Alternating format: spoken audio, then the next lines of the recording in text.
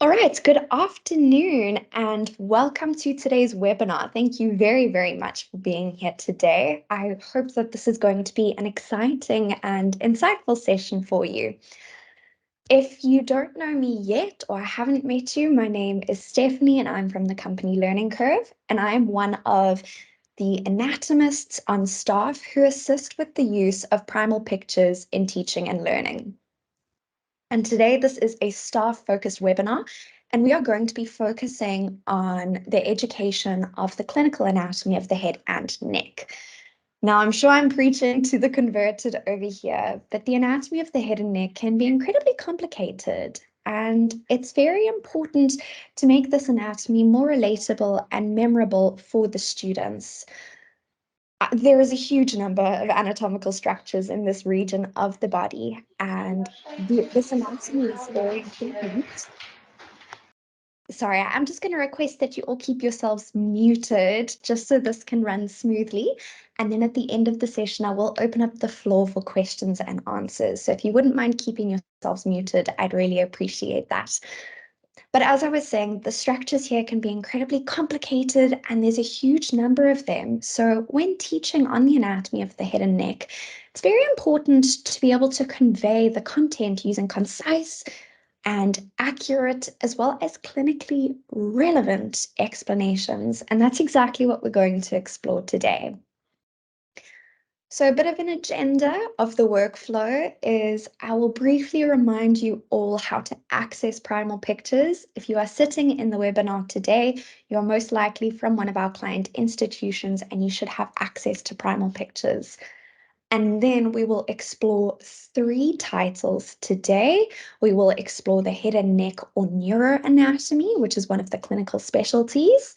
We will also explore otolaryngology, another clinical specialty, and then we will finish off in diseases and conditions, which gives us some examples of common diseases and conditions and explains how they progress within the body. Okay, so just to remind you all firstly how to access Primal Pictures. It is a web-based application and most of our clients are set up with IP authentication. So if you are on campus and connected to the university Wi-Fi, if you go directly to the website, which is anatomy.tv, then you should be logged straight in.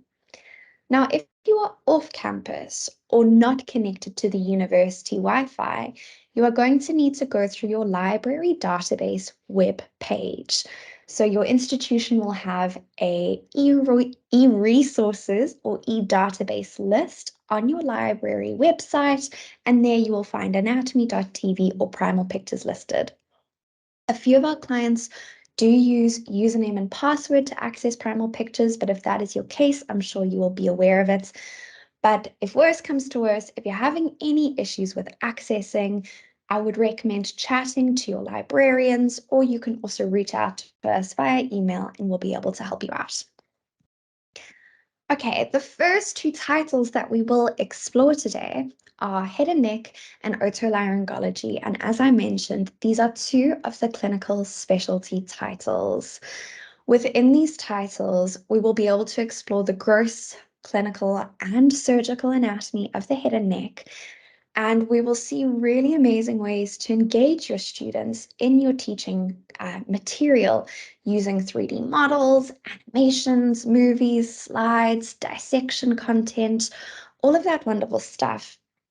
And the strategies that we'll take a look at will also help you increase your students' spatial awareness and structural recognition using a few different things. But one of the large things that we'll focus on there is medical imaging and MRI slides. Then once we're finished with the 2 clinical specialties, we will jump over into the disease and conditions title. This is where we will get concrete examples that will allow the students to translate their theoretical knowledge into the clinical setting. And this is really going to help students evaluate the relevant anatomical consequences, symptoms, diagnosis, and treatment of just under 100 common diseases and conditions. Okay, but without further ado, let's jump into the platform.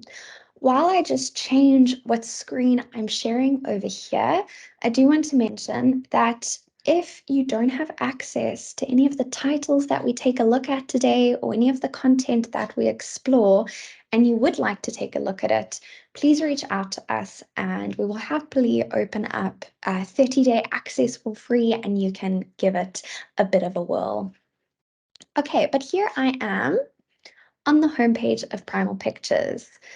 Where we're going to spend our time today is in the clinical specialties, and we will start off in the head and neck, basic neuroanatomy, and the otolaryngology titles. And then, as I mentioned, we will jump over into diseases and conditions. If you do have any questions as we go along, please just note them down or remember them. And then, as I said, at the end of the session, I will open up the floor for a Q&A session. But if you're scared that you'll lose your question, you're welcome to pop it in the chat box in the meantime, and I'll address it at the end. Okay, but here I am in the head and neck or basic neuroanatomy title. In case you haven't seen this title before, I'm just going to start off with orientating ourselves, as us anatomists love to do. But on the left-hand side over here, you have your menu bar. In the middle, you have your main viewing pane or your interaction pane, and this is where all of your wonderful three-dimensional content is going to be projected. And on the right-hand side, you have your information pane. Now, this title is going to focus on the anatomy of the head and neck with focus on neuroanatomy. And I am going to spend this session over here focusing on the neuroanatomy within this title. The first icon that we have are the 3D views or 3D models that we have available to us. And these have been categorized into different groups. And I'm naturally going to come down to the brain to enable us to focus on neuroanatomy. And I'm going to start off with this 3D model that covers the meninges. The purpose of this is just to show you how to use the 3D models. Now, my brain's upside down currently, so I'm going to rotate it a bit. You can rotate your models either by using the left and right arrows, or you can simply click on your screen and swipe along it, and you'll see that the model then rotates. Now, as I roll my mouse over structures, you'll see I'm getting the name of a structure. And if you select a structure, it will be highlighted and you will get all of the relevant explanatory information about that structure in your information pane. So that will change as you change what structure you have selected. I can then move between different layers of anatomy using the up and down arrows. So if I click this up arrow, I've now added the pia mater onto this model.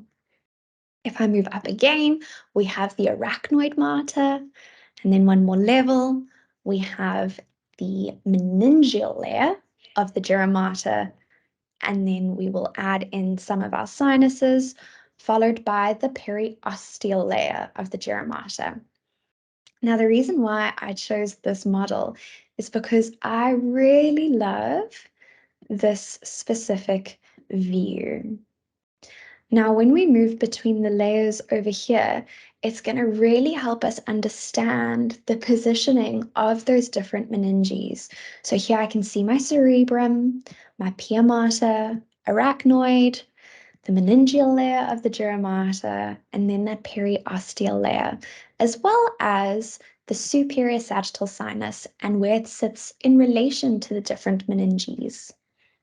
Okay, another 3D model that I find really wonderful within the brain section is the ventricles. Now, excuse me while I quickly jump between the layers. I want to start at the beginning. But here we have a wonderful outline of the ventricles of the brain, and we can see the choroid plexus sitting within the lateral ventricle. I should have mentioned at the beginning that these models may move a little bit jittery on your side just because I'm sharing my screen over the internet.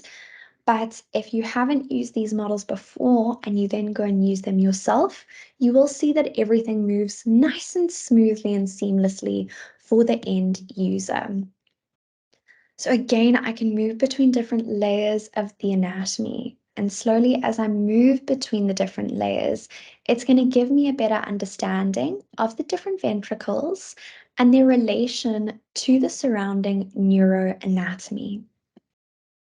Okay, at this point, you may be thinking, okay, Stephanie, so far you've shown me a couple of interesting 3D models, but how does this relate to teaching strategies?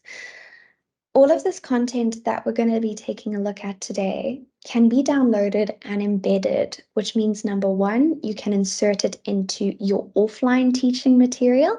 So you can insert it into PowerPoints, Word documents, PDFs. And number two, if you embed it, it means you can insert it into your online teaching material. So you can embed this content into your module pages on your learning management system to allow your students to use it online and in an interactive manner. I do highly recommend embedding content into your learning management system because it's going to further encourage your students to interact with anatomy in a three-dimensional manner.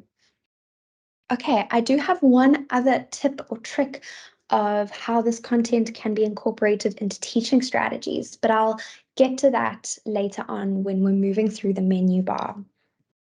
Okay, but I hope that gives you a good understanding of how you can use these 3D models. Now let's move to the next icon in our menu, which is the imaging section. The first section over here is MRI imaging of the head, and it's broken down into axial, sagittal, and coronal models.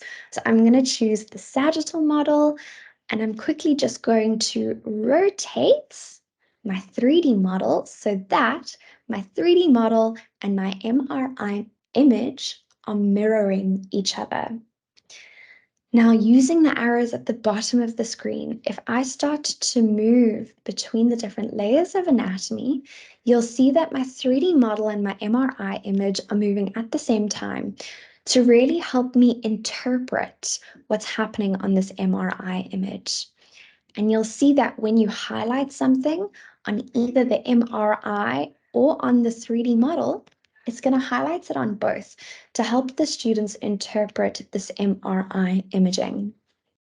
You'll see that I still have my information pane. This time it's at the top of the screen, which will give the explanatory information about that structure.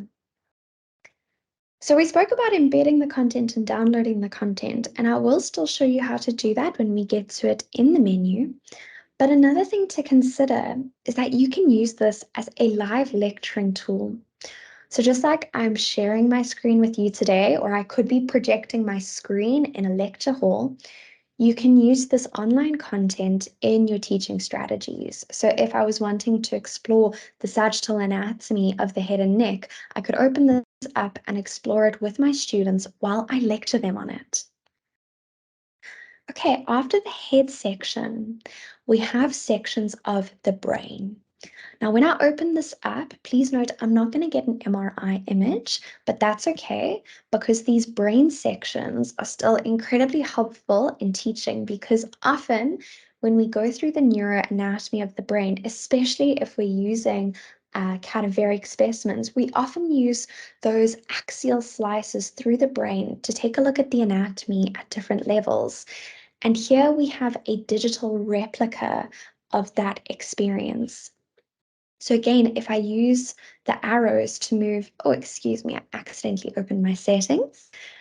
If I use the arrows to move between different layers of anatomy, I can visualize the anatomy at those different levels, and I can identify the structures and still read about the important information relating to those structures.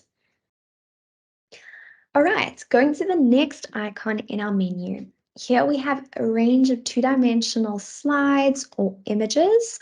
I'm not going to take you through all of them. We have some anatomy illustrations as well as some clinical slides, which give images of some common clinical conditions that may affect the head and neck. But what I do want to put more focus on are the dissection slides and the head MRI slides. So cadaveric anatomy is incredibly important to give the students a realistic view of the patient or the cadaver anatomy And here we have some really great interactive dissection slides.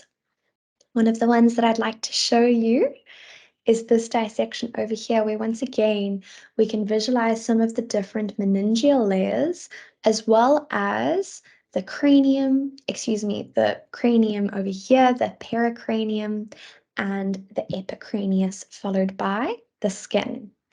If we move below the bony layers, we can see the dura mater over here with some arachnoid granulations, as well as some of the meningeal arteries, and we can see the arachnoid mater, and then the cerebral hemisphere. So again, these dissection images, you can insert them into your lecture content to always help the students refer back to a realistic view of what the anatomy looks like. Then there are a range of movies and animations over here, but I'm not going to focus on those today. Please do go and explore them at your own time, but these are going to cover the biomechanics of the head and neck. But because I'm focusing on neuroanatomy over here, I'm going to move past those and go to the rest of the menu for time's sake. Okay, so this is simply another collection of 3D models, but here they have been arranged in more of a focused approach. So if I go to let's go to the nerves as an example. Here you'll see we have the different plexes, and if we open up or maximize these lists, we can select 3D models that will show or focus on individual nerves. There I have my dorsal scapular nerve. And again, these 3D models are going to work in the same way as the 3D models that we took a look at in the beginning. Okay, after these anatomical structures, there's an alphabetical index, just like a traditional textbook would have.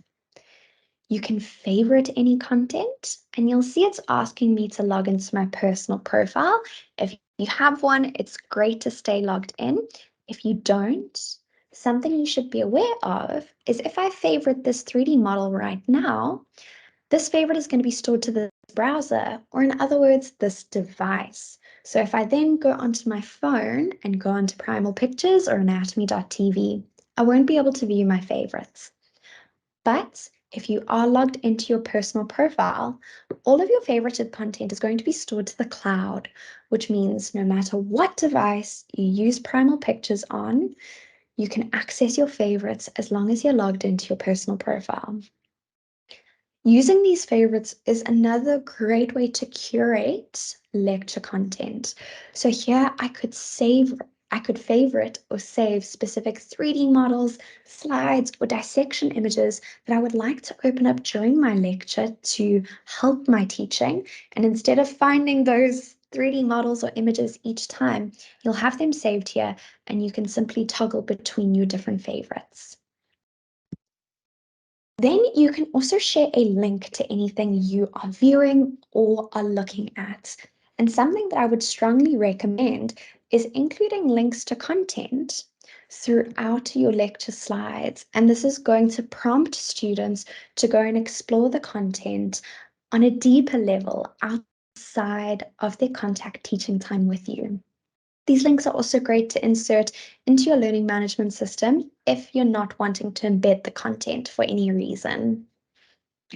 Okay, speaking of embedding, here is that embed function. So for argument's sake, let's say we are going to embed this 3D model over here into our learning management system. I'll come and click embed. If I would like to include the information pane, then you'll say embed text. And if you would like a link to Primal Pictures so the students can be prompted to go to the platform, you can also include the product link. And then you can play around with window size and see what works best on the layout of your module page, after which you will select your learner management style. So I'm just going to choose a generic iframe tag, and here my code has been generated, which I can now copy and then paste into the embed function on my LMS. Okay, then very, very importantly is the download function. You can download anything you are viewing on Primal Pictures by using the download function, and that includes an image of a 3D model, any movies, any slides, as well as the text.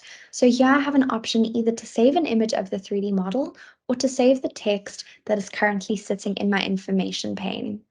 And if I change the text by selecting a different structure, when I click Save Text, it will always save the text that is currently displayed in the information pane. Okay, and then lastly, there are some settings that you can change according to your personal preferences. But that brings us to the end of this title, which is covering the head and neck anatomy with some focus on basic neuroanatomy. My take-home points from this title over here is firstly, if we're focusing on neuroanatomy, there are some really wonderful 3D models of the brain over here, which will help the students have a better spatial awareness of how the structures within the brain are all laid out and how they relate to each other. Another important feature for me are the sections through the brains, especially the axial sections, and then very importantly, the dissection slides. Okay, but now let's jump into our next title. So I'm going to close this off, and now I'm back at the homepage of Primal Pictures. And our next one within the clinical specialties is otolaryngology. This title will be laid out very, very similarly to the previous title, but the content is going to differ. So again, we have the menu on the left-hand side, our main viewing pane in the middle, and our information pane on the right-hand side.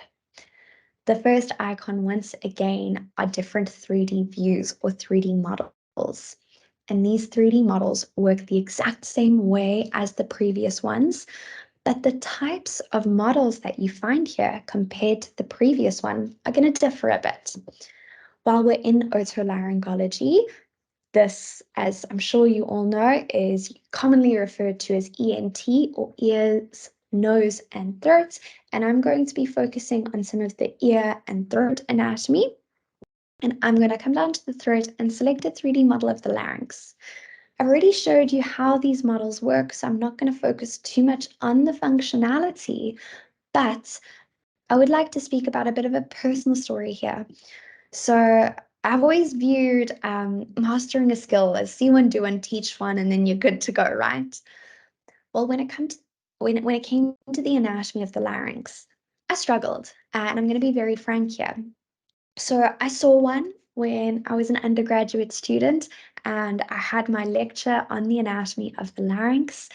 And then I did one when I dissected a larynx, but unfortunately my dissection skills weren't great. And I'm sure you can all appreciate that after rigor mortis and preservation of the cadaver, they unfortunately all sit like this, and it's really tricky to dissect the throat region.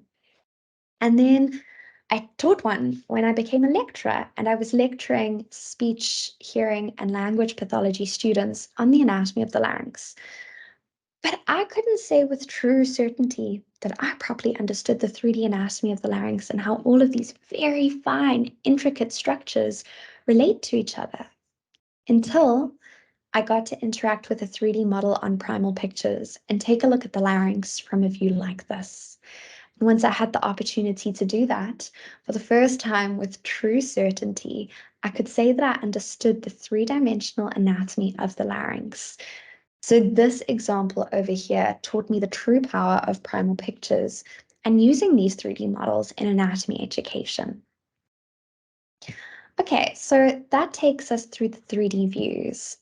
Once again, you will have MRI imaging of the head and neck. This does work the same as the previous one, so I won't go into those. There again are a range of slides. This time we have some different slides from the previous one. There are some anatomical illustrations. I'm not going to go into those. There are also some developmental illustrations to help with understanding some of the embryology.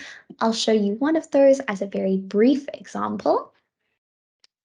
But you probably won't be surprised that I do want to put some focus on the dissection slides because, again, I do just feel like they are very, very important. Here we have a dissection of the posterior surface of the larynx, and the constrictors and the muscles around the larynx are, again, really tricky to understand and tricky to teach as well. So here we have a wonderful interactive dissection that's going to help us understand the musculature that surrounds the larynx. And then after the dissection slides, there are again some clinical slides. Here we start leaning more so into the surgical anatomy, which is very exciting. And I'm going to take a look at some of the clinical slides that relate to a cochlear implant. Here, for example, we have a cadaveric dissection showing a posterior tympanotomy. Forgive me, I struggle with that word a little bit. So we have a few different dissections over here. We also have a diagram that shows how a cochlear implant works and where the different structures sit.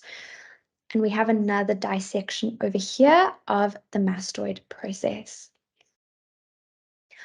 Okay, and then after those clinical slides, which is where we can start exploring the surgical anatomy, there are again still MRI slides, and these are nice and interactive and really helpful to work on interpreting MRIs. Okay, then after the slides, there are some movies. This time, we don't just have biomechanics, we have some clinical video content. So these are categorized into patient examination and surgical procedures. If I go into the patient examination side, you'll see we have 3 different examples over here. I'm going to stick with the ears and the throat. Sorry, nose, we're ignoring you today. But I'm going to mute this just because I'm showing you the content and we're not actually learning about a physical examination of an ear today. But I'll briefly just tab through this video, and it does have a voiceover where it will take you through external examination of the ear, and then it will also go through inserting an otoscope into the ear and taking a look. Let's just go a bit quicker, taking a look at the tympanic membrane, and it will go through identifying the important features of the tympanic membrane and some of the ossicles sitting in the middle ear. Okay, I think this stroboscopy video is also very interesting and gives us a lovely view to again help the students think in a clinical manner. I'm going to come quite far ahead in the video, but here you can see that we can visualize the mucosal wave and take a look at how sound is being produced. So this again is muted, but the patient is being asked to make specific sounds, and then we can see how the larynx is changing and how the vocal folds and cords are changing to produce the sound.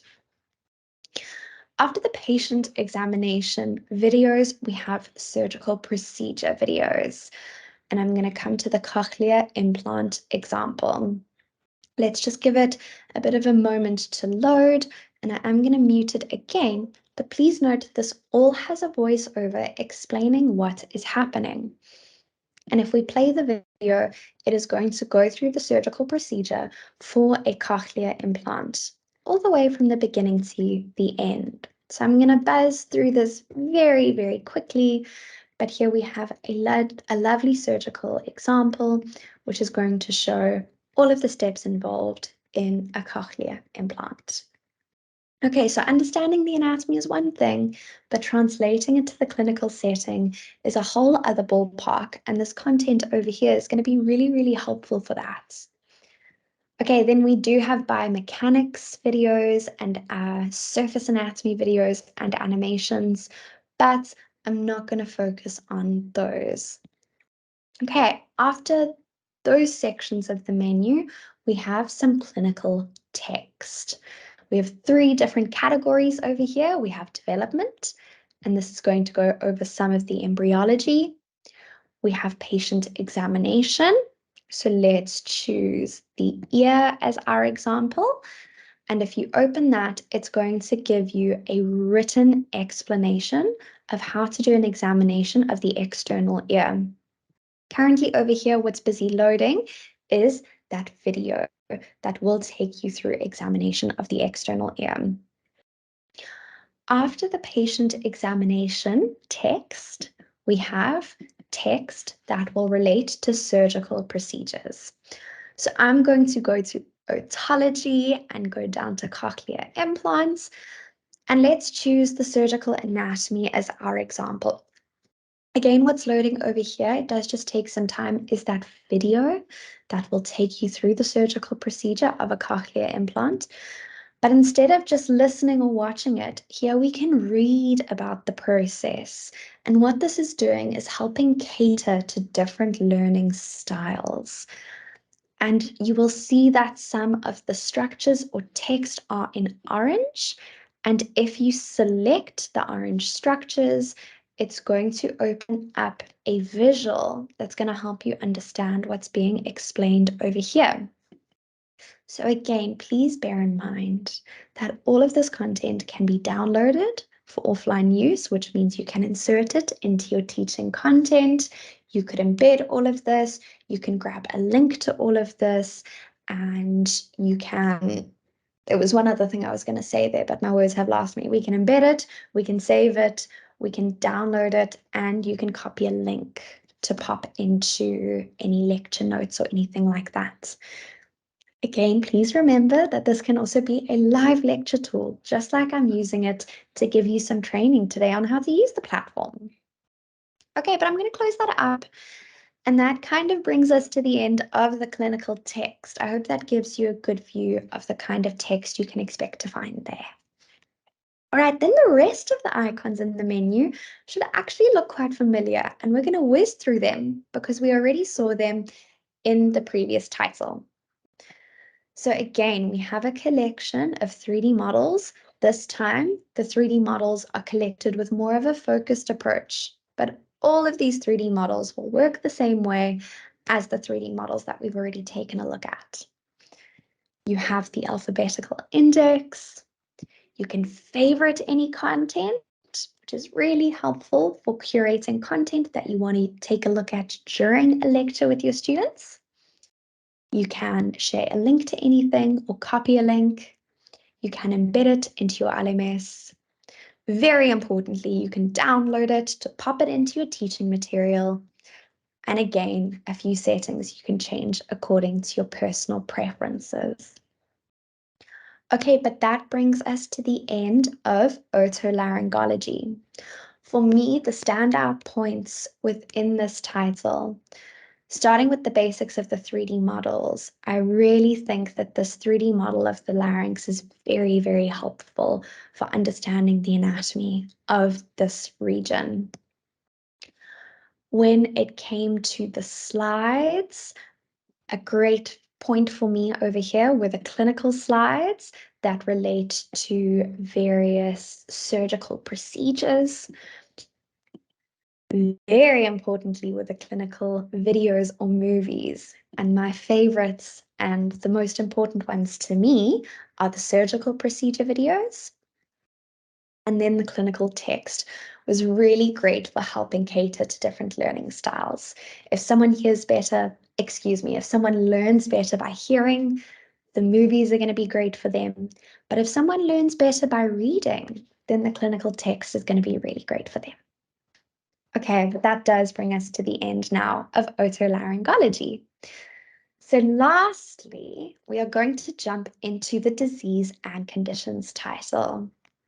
Now, this gives really great concrete examples for students to try and apply their knowledge into the clinical setting. So within this title, we will have just under 100 common diseases and conditions from 16 different clinical specialties. And for each of these diseases, it will explore the anatomy that is affected with that specific disease. And it's going to cover the symptoms, diagnosis, and treatment. So I'll take you through 2 different diseases for this example. But let's firstly just orientate ourselves. things should look somewhat familiar. This works very similarly to the previous titles, but looks a little bit different. So you still have your menu on the left-hand side, your main viewing pane in the middle, and your information pane on the right-hand side. For our first disease that we're going to take a look at, I'm going to come to the first icon in the menu, which are the different clinical specialties, and I'm going to scroll down here to neurology. Once I click my clinical specialty, you'll see that this information pane has changed. So let's now minimize that and focus our attention in the information pane. For the neurology specialty, I have a list of diseases over here, and you can toggle between the different diseases to get the relevant information for them. But I do want to use the first example, which is Alzheimer's disease, as the first one that we will go through. You can then minimize this list of diseases to focus your attention on the disease that you have chosen.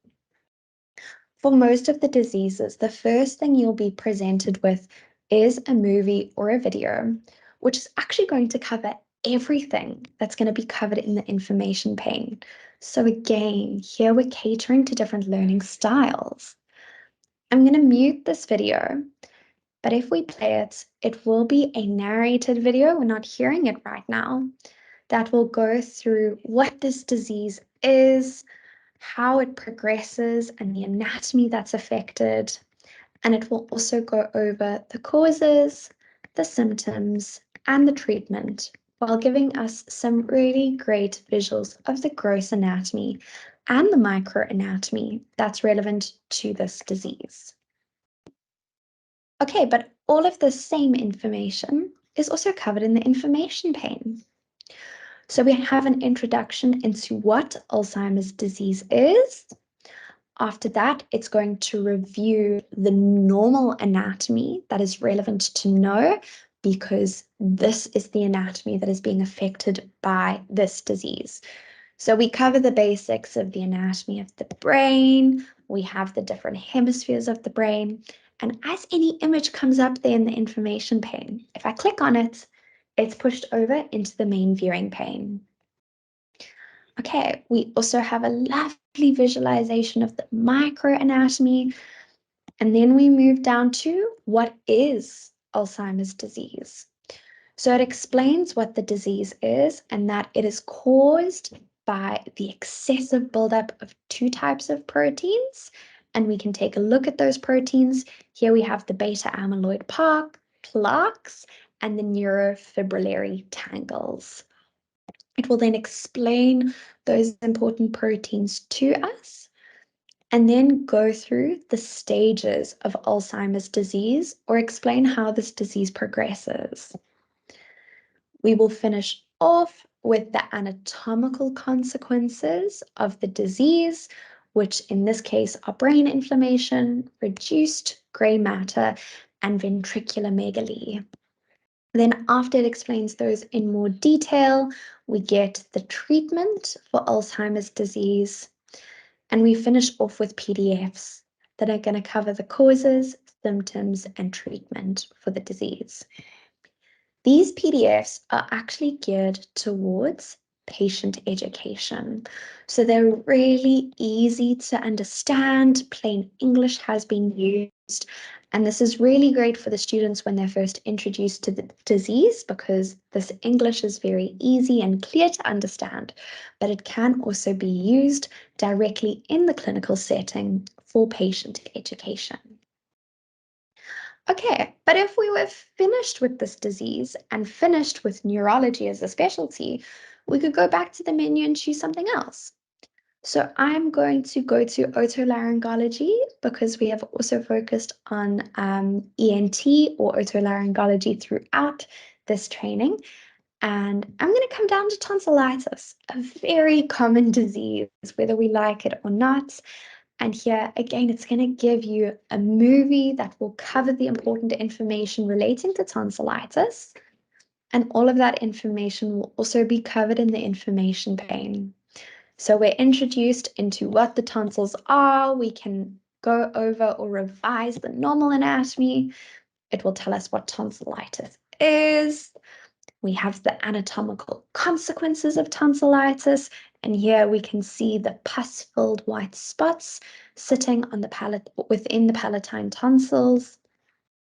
And again, we have those PDFs that will go over the causes, symptoms, and treatment of tonsillitis. Okay, and then just to quickly go through the rest of the menu, all of this should look familiar to you. There's the alphabetical index. You can favorite any content. Again, really great for curating information if you want to use this as a live lecture tool. You can share a link to anything. You can embed anything, and you can download anything. Okay, so for me, I don't have specific take-home features or points here, but I do just believe that it's very important to translate your theoretical knowledge into the clinical setting. And I think it's really great to go over diseases that may affect the anatomy that you've covered within that class or within that lecture series to help your students think critically and apply that knowledge into the clinical setting. Okay, and that officially brings us to the end of this training session. So it's really wonderful that you've been here today, but you may want some short training videos, or you may want to review some training once again. And we do have a YouTube channel where we post training videos online, which are going to be really helpful for you, but also very helpful for students. I would actually recommend embedding some of our shorter title-specific training videos in your learning management system to help your students know how to use Primal Pictures and empower them to guide their own learning outside of the classroom.